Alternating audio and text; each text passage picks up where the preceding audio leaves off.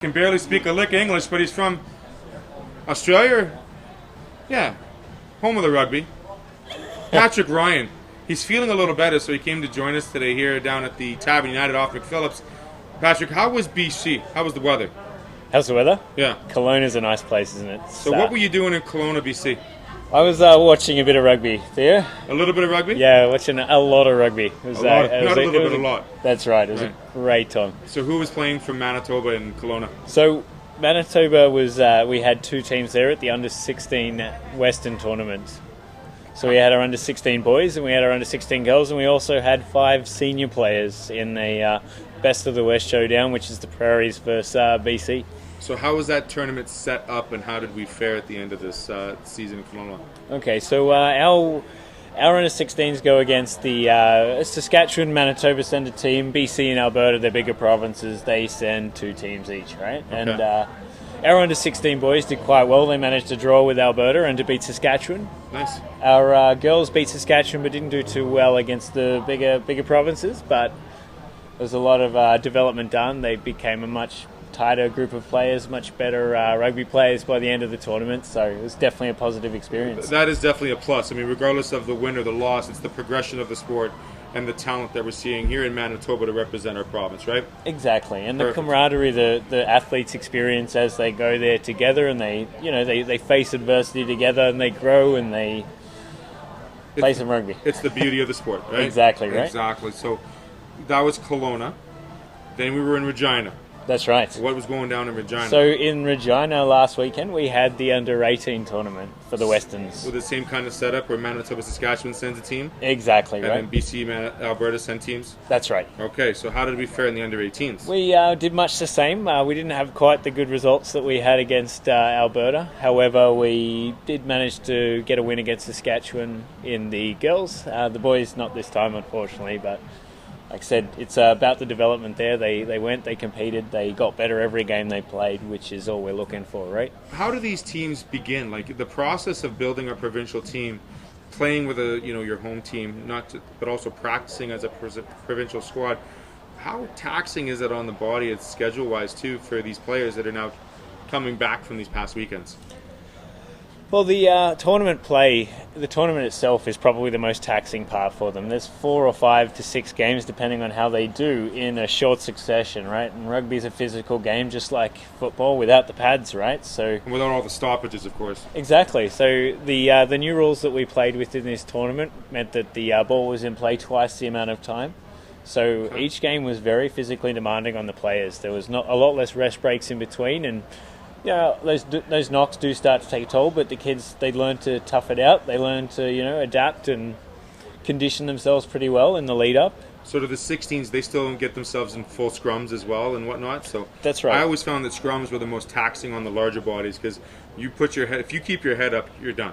You got to duck the head down and you got to go straight forward, correct? Yeah, so when back in the day that you probably played, you're a little older, I reckon you're probably my age as well.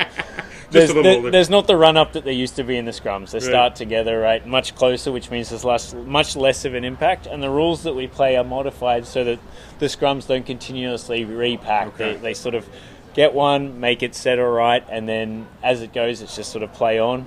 Okay. So there's no twist. I remember when I used to play, if you twisted the scrum, it became an advantage to an opposite team, and then they would just stop the scrum and then continue play. Is that still the way it goes? Yeah, it is kind of like that. They now with the modified rule set, whoever's infringing in the scrum would be penalised, and they'd quickly find themselves marching back 10 metres and Okay. on the defensive, making some tackles. Yep, got to start playing the defensive side of things. That's right. Oh, that's Let's right. bring the play home now. Let's talk about the men's and the women's play here in Manitoba. It's about 6 weeks left in the season, go all the way into October.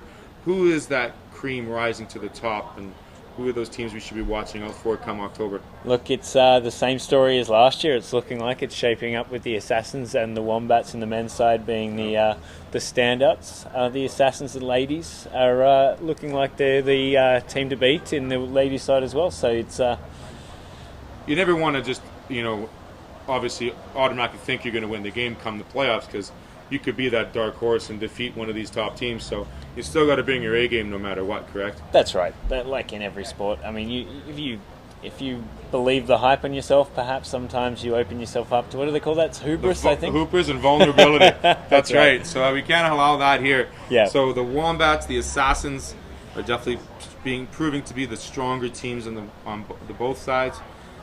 Tell me about the announcement of Rugby Manitoba for the upcoming summer, not this summer, but next summer.